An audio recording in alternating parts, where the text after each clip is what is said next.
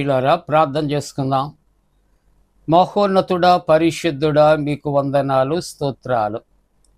ప్రాతకాల ఆరాధన ద్వారా నిన్ను గణపరుస్తున్న ప్రతి కుటుంబాన్ని ఆశీర్వదించి నైనా ప్రతి ఒక్కరితో మీరు మాట్లాడి మీరు మహిమ పొందండి.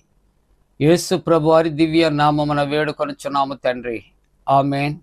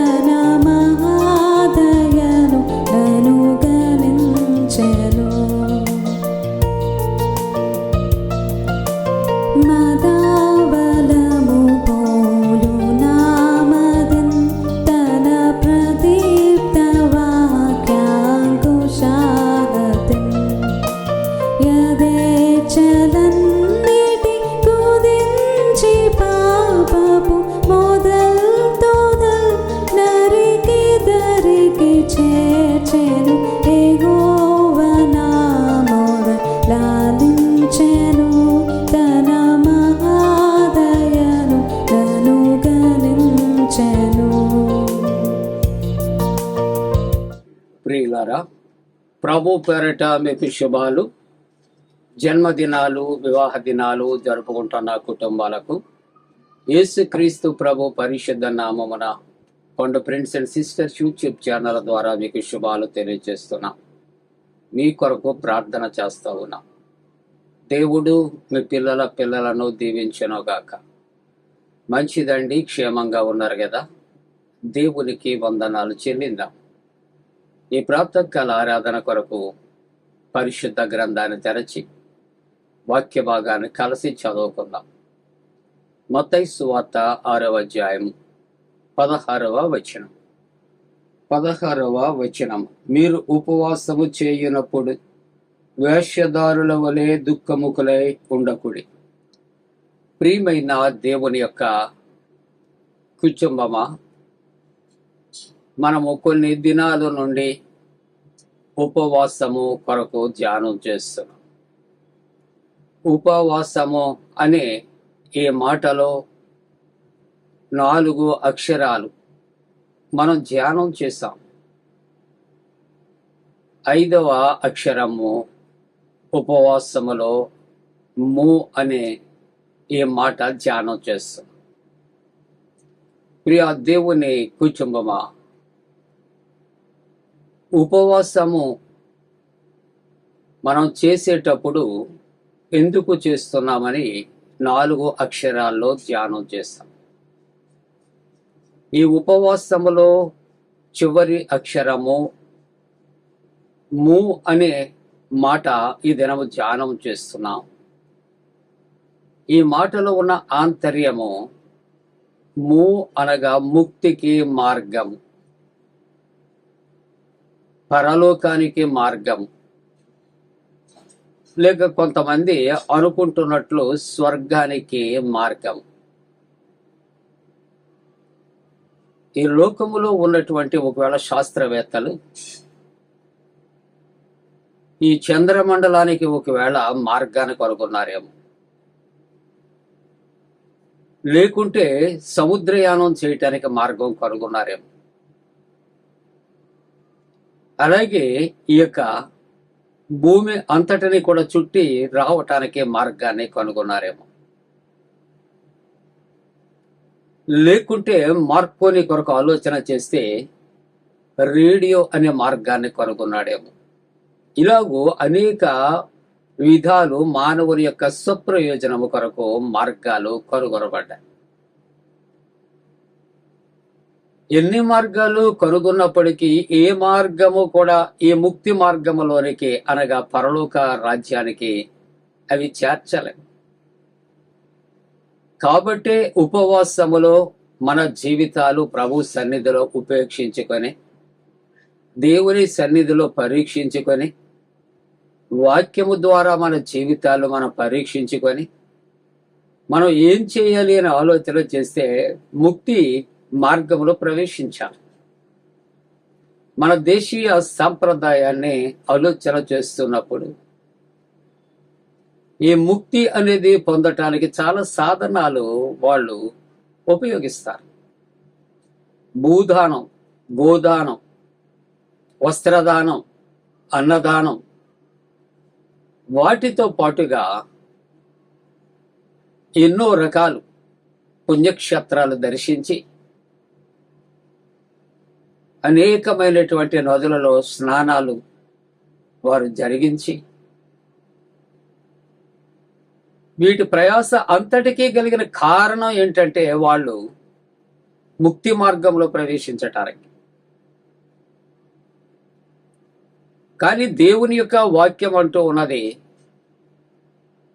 I am the way. యోహాను సువార్త 14:6 అంటాడు ప్రభు, నేనే మార్గం. ఎక్కడికి మార్గం? పరలోకానికి మార్గం అండి, స్వర్గానికి మార్గం అండి, నిత్య జీవానికి మార్గం. Christ is the proper channel to enter into the eternity. ప్రభు అంటున్నాడు, నా ద్వారా తప్ప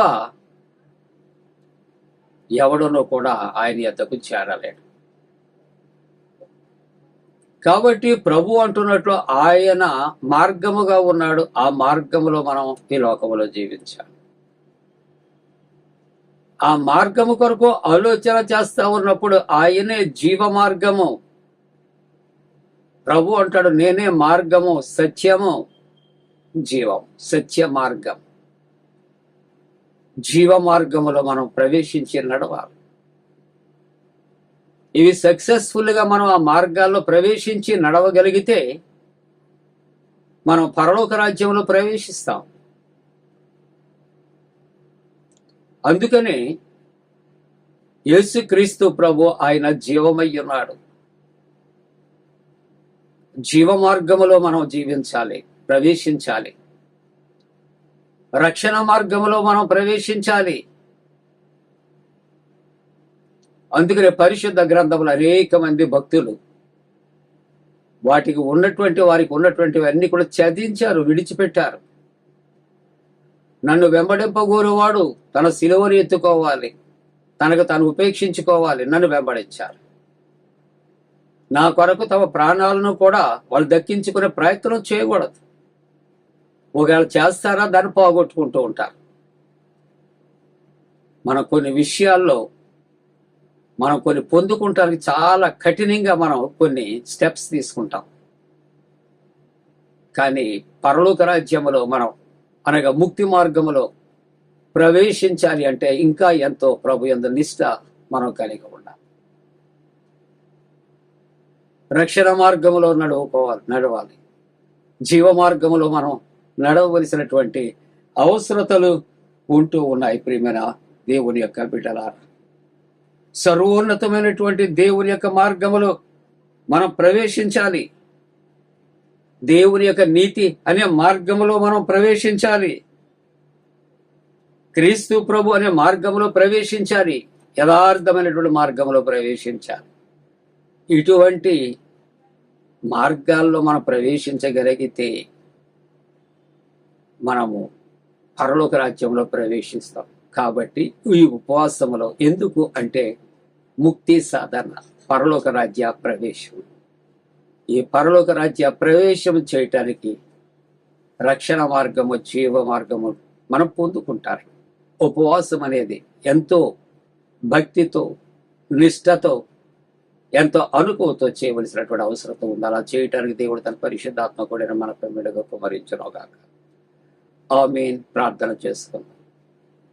పరిశుద్ధుడా, ఉపవాసములో 5 అక్షరాలు ధ్యానం చేయటానికి మీరు కృప చూపించారు ప్రభువా.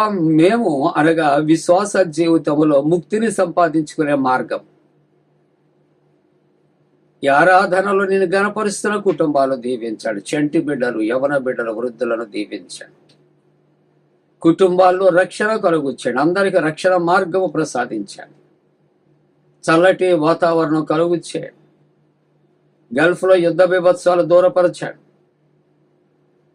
ప్రభువా, ఇదిగో తండ్రి, నీ సన్నిధి నిత్యము ఆరాధిస్తున్న వారితో ఉంచాడు. యేసు నామమున వేడుకొంచున్నాం తండ్రి.